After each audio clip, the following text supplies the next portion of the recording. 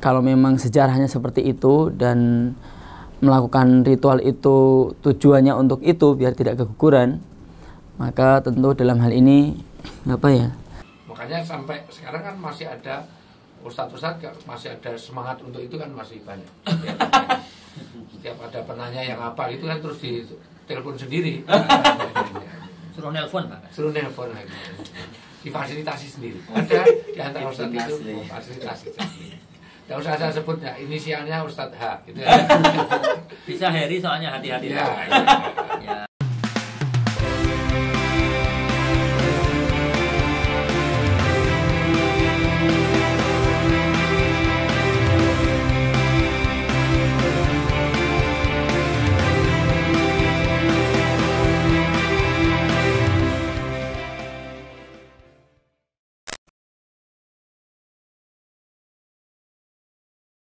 Assalamualaikum Ustadz, saya seorang suami yang saat ini mempunyai istri hamil muda.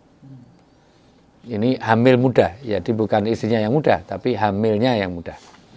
Ada sebuah tradisi di keluarga besar, yaitu tradisi 7 bulanan sebagai bentuk syukur. Dan berbagai macam tradisi yang bersifat kesukuan. Bagaimana saya sebagai suami menyikapi hal tersebut? Ini kaitannya dengan tradisi, apakah tradisi 7 bulan, mungkin ada 4 bulan juga, mungkin ada berapa yang kadang-kadang memang ada pakai dimandiin, pakai saya pernah lihat ada yang pakai kelapa dimasukkan untuk ya segala macam, artinya dimandi kembang, terus dipakai kelapa ditempelkan di perut segala macam. Ya, bagaimana menyikapi tradisi-tradisi kaitannya dengan kehamilan? Kalau kita lihat sejarah terkait 7 bulan ini memang jauh sebelum Islam masuk Indonesia. Jadi ada sebuah kisah, nggak tahu kisah itu benar atau enggak, tapi memang merebak di tanah Jawa. Dulu ada seorang raja, kurang lebih gitu, menikah dengan istrinya, tentu jadi permaisuri. Dan di sana dikisahkan sang istri ini selalu keguguran. Terus disarankan untuk melakukan, kita sebut aja ritual ya, ritual mitoni atau yang kita kenal dengan 7 bulanan. Nah, kalau memang sejarahnya seperti itu dan melakukan ritual itu tujuannya untuk itu biar tidak keguguran, maka tentu dalam hal ini terlarang dalam syariat kita. Bahkan Rasulullah sendiri mengancam man tasyabbaha biqaumin fahuwa minhum. Barang siapa yang menyerupai sebuah kaum yang jelas itu bukan tradisi kita, tradisi umat Islam, maka digolongkan bahwa kita itu seperti mereka. Wallahu ta'ala alam. Rasulullah Shallallahu Alaihi Wasallam itu mengatakan dalam hadisnya, "Thalathu da'awatin la turaddu." Ada 3 doa yang tidak akan ditolak, kata Rasulullah. Yang pertama, da'watul walidi liwaladihi, yaitu doanya orang tua kepada anak. Maka Bapak Ibu sekalian yang punya anak, mari kita doakan anak-anak kita doa yang terbaik kapanpun dan dimanapun. Rasulullah juga mengajarkan mendoakan anak ketika masih dalam keadaan janin misalnya ya, dengan doanya Bismillahilladzi la yadurru ma'asmi syai'un fil ardi wala fis sama'i wa huwas samiul alim. La yadurruhu syai'un. Misalnya seperti itu. Atau doa-doa yang lain. Kalau konteksnya konteks doa, baik itu 1 bulan, yang tentunya tidak dibatasi dengan waktu ya. Bisa 1 minggu, 2 minggu, 3 minggu, 1 bulan, 4 bulan, 5 bulan. Ketika dalam keadaan janin ataupun sudah lahir misalnya. Kalau konteksnya doa adalah masyru', artinya disyariatkan dalam Islam. Cuman tetap walaupun itu bentuknya doa, tidak bisa kita membuat tradisi-tradisi yang berkaitan waktu, syariat, tuntunan, karena kalau itu harus melihat kepada, kita tidak bisa ngarang kan, karena ada mandinya, ada apa-apanya yang syarat-syarat yang ditentukan, dan kenapa harus 7 bulan gitu. Karena doa itu kan harusnya kan anytime kan, kapanpun. Seorang ahli madhab Syafi'iyah wafat sekitar tahun 1992 Masehi. itu beliau ditanya oleh orang Yaman sana dengan bahasa Arab ya. Ini saya terjemahkan saja. Apa pendapat Anda yang mulia hukum perayaan wanita hamil yang biasa dilakukan oleh sebagian warga kami, bahwa di perayaan tersebut wanita yang hamil kemudian dimandiin oleh wanita-wanita yang hadir di situ, kemudian dikasih beberapa wewangian dan seterusnya. Tapi kemudian juga sebagian masyarakat itu cukup dengan melakukan tradisi semacam itu dengan memberikan makanan, membaca ayat-ayat suci Al-Quran, membaca sholawat, dan kemudian tidak melakukan hal-hal yang tadi seperti kaum yang pertama. Hukum demikian apa? Wal jawabu, ini di Fatawa Syekh Ismail Zain halaman 158 ya. Wallahul muwaffiq lis-shawab. Allah lah yang memberikan taufik kepada kebenaran. An-nawali matal hamli al-mazkurati, perayaan-perayaan bagi wanita hamil yang tadi disebutkan di dalam pertanyaan, laisat minal wala ini al-masyru'ati, tidak termasuk dari perayaan-perayaan yang disyariatkan. Fahiya bid'atun, maka yang demikian itu masuk bid'ah.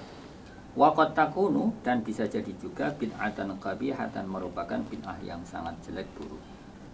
Lama yashabuha minal adati az-zamimati, karena disertai dengan kebiasaan-kebiasaan yang tercela. Kal asya'i allati dzukirat fis su'al, seperti hal-hal yang disebutkan dalam pertanyaan pertama. Wa kullu dzalika mazmumun, semua itu adalah tercela. Illa ma dzukira akhiran, hanya saja yang tadi disebutkan di terakhir, maksudnya pertanyaan kedua, min qauli sa'ili, dari pertanyaan penanya.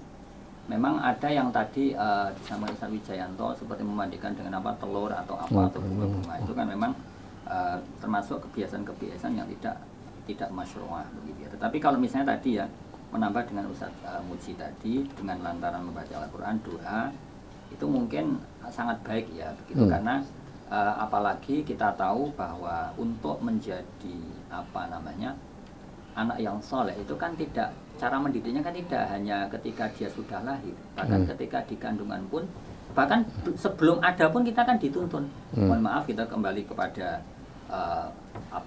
aktivitas hubungan suami istri, bahasa bakunya berhubungan seks atau jima, itu kan tentu ada tuntunannya. Allahumma janibnas hafal pan. Nah, jadi artinya bahwa ya hampir tadi. Kalau saya baca kok di sini ternyata ada lelaki semuanya. Ya, Allahumma janibna. Ustaz Hakim udah lama nggak baca itu.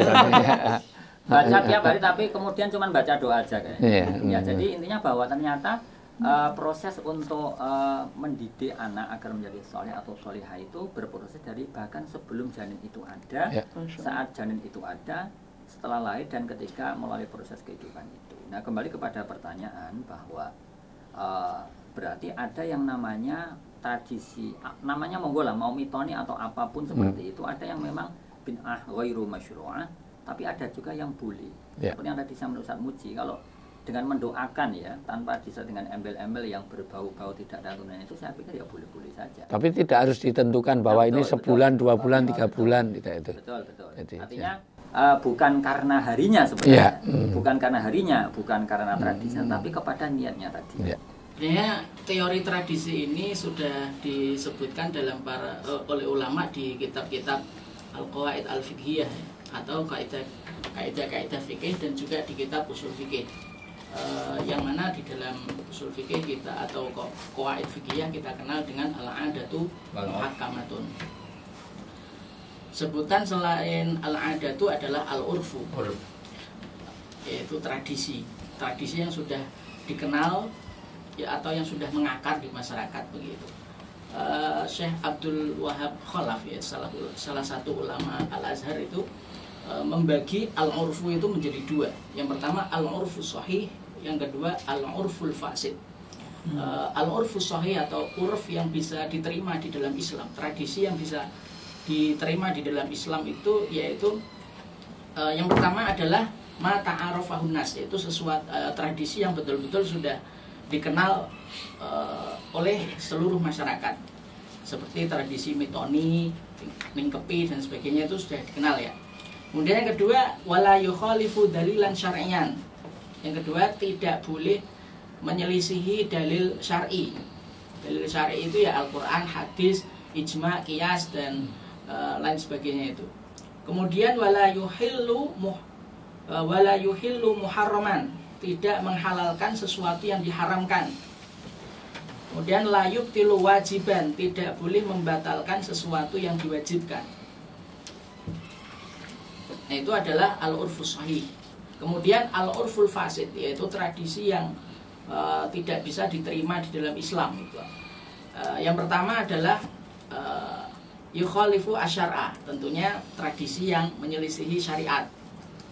Dan yang kedua adalah yuhillu al-muharrama, menghalalkan sesuatu yang diharamkan. Au yubtilu al-wajiba, atau membatalkan yang wajib.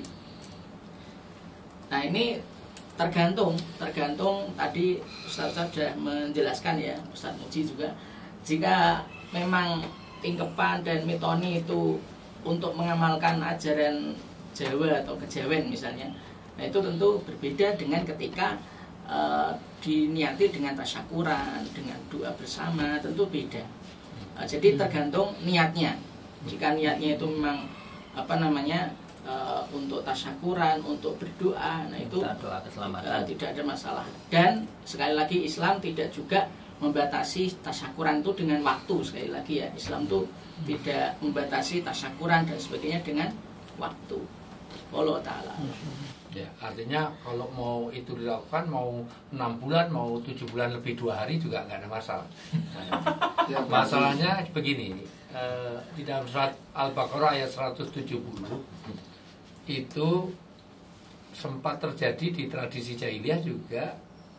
Wa idza qila lahum muttabi'u ma anzalallahu qalu ma nattabi'u ya bal natabi'u ma'al faina. Ya, jadi artinya, dan apabila dikatakan kepada mereka ikutlah pada Quran dan Sunnah, mereka menjawab tidak, kami hanya mengikuti apa yang kami dapati dari nenek moyang kami yang sudah dilakukan, padahal nenek moyangnya mereka itu tidak mengetahui apapun dan tidak mendapat petunjuk. Artinya jangan sampai kita melakukan satu tradisi uruf adat yang lain-lain yang sebetulnya tidak bersumber dari Quran dan Sunnah. Ini juga menjadi waspadaan. Satu, niat juga benar. Kedua, cara melakukannya juga tidak boleh melanggar syariat, tidak boleh tadi sudah sampaikan Ustaz Hedi dengan detail. Tapi juga kita lihat, karena sikap Islam itu ada 3 terhadap ini. Saya mau membuat terhadap budaya itu. Satu, menolak semua tradisi yang bertentangan dengan syariat tentu. Mabuk-mabuk itu dulu tradisi Arab jahiliyah, bahkan termasuk poligami tak terhitung, yang tanpa batas. Itu kan ini. Jadi sebetulnya poligami itu kalau mau diruntut sejarahnya, kita bicara sejarah itu sebenarnya bukan tradisi Islam. Itu tradisi Arab yang diluruskan dalam Islam. Boleh poligami tapi dengan syarat tertentu, tidak boleh banyak gitu.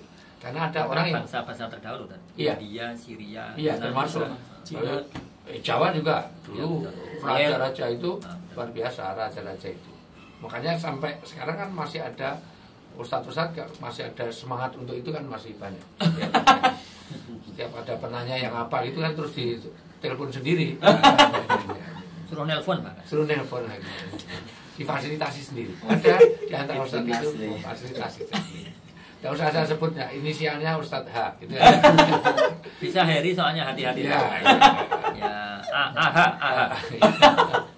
Jadi satu. Kedua itu ditentang ya.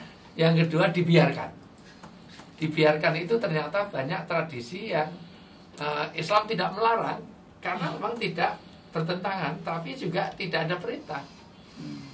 Ada beberapa tradisi, misalnya mau nikah kok pakai sarung apa, tukar cincin, tukar baju, tukar itu ya boleh, ya nggak boleh tukaran kan, itu maksudnya itu tukar ya, jenis kelamin yang masih ya itu yang nggak boleh ya, dibiarkan. Dan yang ketiga tentu malah didorong. Jadi uruf yang didorong. Maka Imam Syafi'i itu sangat menguatkan uruf itu kalau memang sesuai dengan syariat Islam kan. Uruf itu kan bagian dari syariat sebenarnya kalau sesuai dengan itu. Misalnya adat tentang penghormatan kepada orang tua, tentu itu adatnya beda-beda. Di sini ya jalan nunduk di depan orang tua. Orang Arab kok sakit punggung apa gimana kok ada di depan, ya kan gitu misalnya itu. Atau hal-hal yang lain. Ya. Arab yang penting. Ya, sebagaimana tradisi tidak bolehnya orang megang pantat di Arab. Pakai di Indonesia kan nggak ada masalah. Atau pegang kepala itu kan adat di sini kurang ajar. Anak kecil kok pegang kepala. Padahal kalau kita umroh dan haji itu kita bisa marah-marah terus karena ada anak kecil mau maju itu megangin kepala-kepala kita.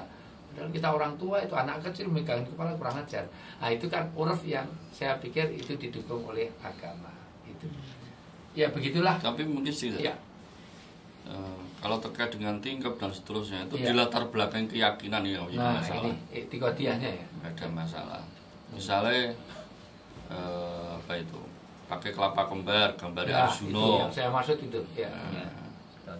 Nah, jadi mungkin dikembalikan kepada kaidah asal saja. Kalau umat Islam ini meninggalkan sunnah pasti melakukan bid'ah. Ya, selama tidak ada sunnah dari Nabi, mesti baiknya ya sudah kita cukupkan dengan disunahkan aja. Misal akikoh, yaudah kita akikohi. Dan itu pun dengan hari tertentu ya. Memang Ya, ya. di hari Tujuh. ke-7 14 atau kali kalau patah. madzhab Imam Syafi'i ya sebelum balik lah maksimal. Mungkin itu jauh lebih afdal. Ya. Karena sekarang orang Islam tidak tahu syariatnya, justru menggunakan adat-adat yang kita justru nggak tahu asal muasalnya. Baik, cukup. Ya, jadi mudah-mudahan sudah terjawab dan kita mendapatkan ilmu-ilmu baru berkaitan dengan pertanyaan tentang sekali lagi kalau itu 7 bulanan semangatnya itu semangat yang motivasi niat dan keyakinannya keliru, jangan dilakukan karena betul-betul laisa minal Islam. Artinya dari praktek sahabat tidak pernah mengadakan tingkepan 7 bulanan kelapa, cari kelapa di Arab di mana? Ada itu kelapa kembar segala macam. Ya. Apalagi Wijaya Kusumo. Wah iya, Pak Wijaya Kusumo itu cari di mana? Bahasa Arabnya aja susah. Gitu kan. Nah itu yang kedua tentu kembalikan kuatkan saja pada sesuatu yang sudah disunahkan. Ya bagaimana kelahiran itu bahwa doa itu anytime zikir diperbanyak itu iya. Tapi jangan membuat satu syariat. Nanti ada di dalam satu surat apakah Allah mensyariatkan sesuatu yang Allah tidak izinkan. Jangan sampai nanti membuat satu syariat-syariat tertentu yang menjadi tradisi yang menanti mansana sunatan. Siapa yang membuat satu jalan nanti ditiru orang banyak padahal itu tidak sesuai dengan ajaran agama. Jadi saya pikir lebih aman lakukan saja tidak dengan tradisi yang laisa minal Islam. Ya. Mudah-mudahan terjawab. Kita akan masuk ke pertanyaan yang ketiga. Tapi izinkan jangan kemana-mana. Saya akan kembali setelah yang lewat berikut ini.